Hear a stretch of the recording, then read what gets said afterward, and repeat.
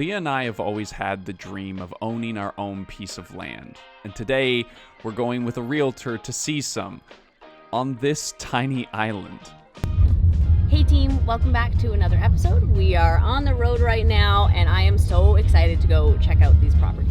So we're heading off to Nanaimo, which is where Leah grew up. It's where her family still lives, and that's a big reason of why we are looking at these properties in particular. And they're on an island.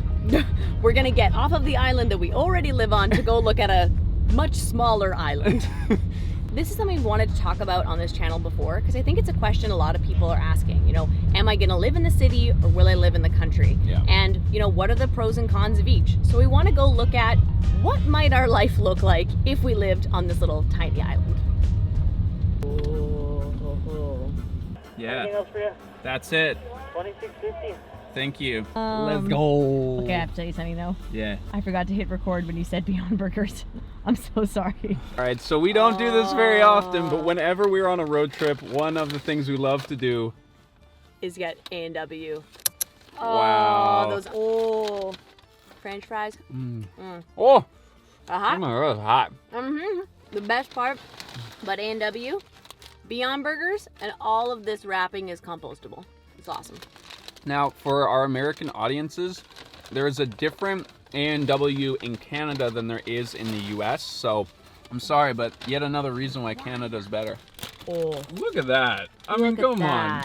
Oh yeah. That's a pretty good fast food burger. Okay, so here we are at the Dinghy Dock Protection Island Ferry. This is the only way to get to the island that is publicly available. Otherwise, you have to have your own boat, I guess. Yeah, your own boat. And this is actually just the holding dock. It's a boat that you sit on to then get onto the other boat. Here's Dawn. How are you?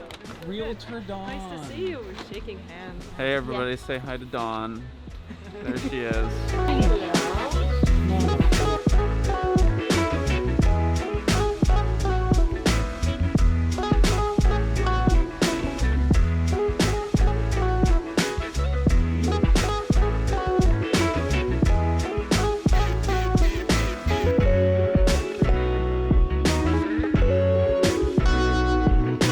Thanks so much.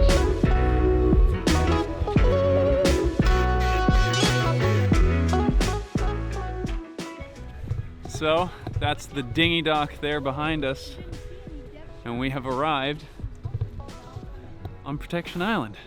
Isn't this great? There's very few cars on the island, just golf carts. So by the looks of it, if Leah and I buy a place on Protection, we're gonna need to get a golf cart. So Don, what's the deal? What are we doing today? We're gonna see 3 lots. 3 We're lots. gonna see lots of lots, but we're gonna go. Lots of lots. Both of them are side by side. They're both treed, and the other one I haven't been to. It's a secret off-market lot, so we're gonna have to find out when we get there. Secret off-market lot. Let's go. Can I? So one of the main reasons why Leah and I looked into Protection Island specifically is because it is more affordable. We have looked at a lot of different properties across Vancouver Island, and it's getting really expensive to find anything that is still relatively close to a major urban center. Protection Island strikes a really nice balance because it's both like rural, because there's not a lot of amenities and it's sort of out of the way, but it is just a 10-minute ferry ride from downtown Nanaimo, so like we could go grocery shopping at a variety of stores. You could do it all really without a car too. Like you could have like a bike, that would be great. And I don't know, there's just some really interesting options. Okay, so this is the first lot. Wow, it is a lot more dug out than I... Yeah. There's already a fire pit there. So this is our first lot. We're looking at a 9,000 square foot previously owned and partially kind of developed lot. Looks like they tried to build out some sort of foundation and then gave up, probably because there's a lot of rock. But Dom was just saying that when you're building, you could use the rocks for different things on the property, but it's hard to know when you're on an island how many things are you barging in and then barging off. That's the other angle of this, is like whatever we build has to be brought in, and whatever we remove has to be taken off the island as well. So Yeah, so do you build off island and bring it on, or do you bring the materials here and build on site?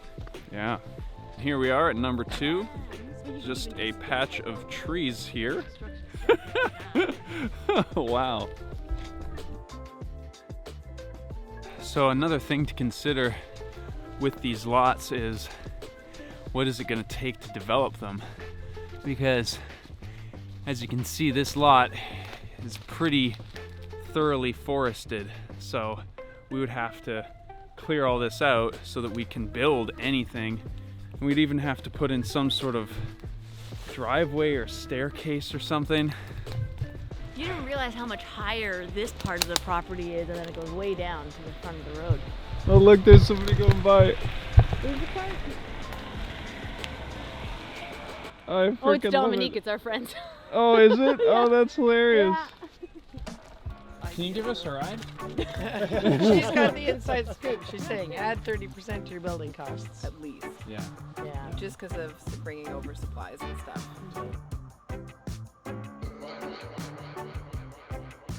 You guys have driven one of these, I assume. Someone here has it. Yeah. Off we go. We just got ourselves a golf cart. What the heck?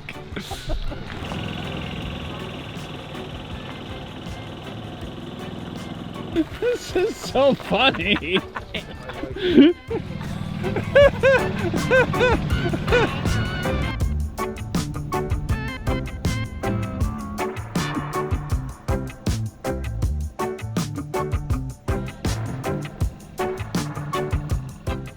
Look at this, they've got a community garden. Oh my god, this is like nice.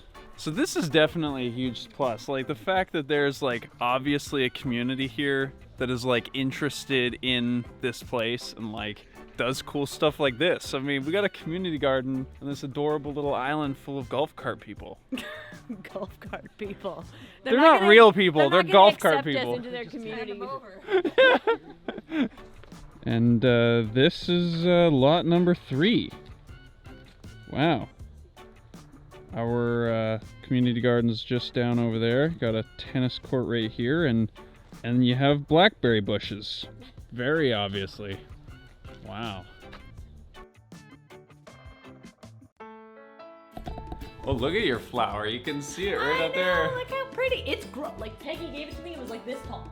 All right, so we realized that you may be wondering why we are looking at land when we already live in this amazing apartment that we just moved into a little less than a year ago. I think this is a question that a lot of folks our age are asking themselves. Like, do you want to live in an urban center or do you want to live a more rural lifestyle? So we wanted to explore what rural living could look like, and Protection Island, it's a pretty dreamy place if you were gonna do it. Protection Island in particular attracted us for a few reasons. It's actually connected to Nanaimo's municipal services, so you don't have to deal with your own waste or water hookups or electricity. It's also just a single ferry ride away from downtown Nanaimo, which is massive. That was your first time going there. I used to work at the floating pub attached to Protection Island, literally North America's only registered floating pub.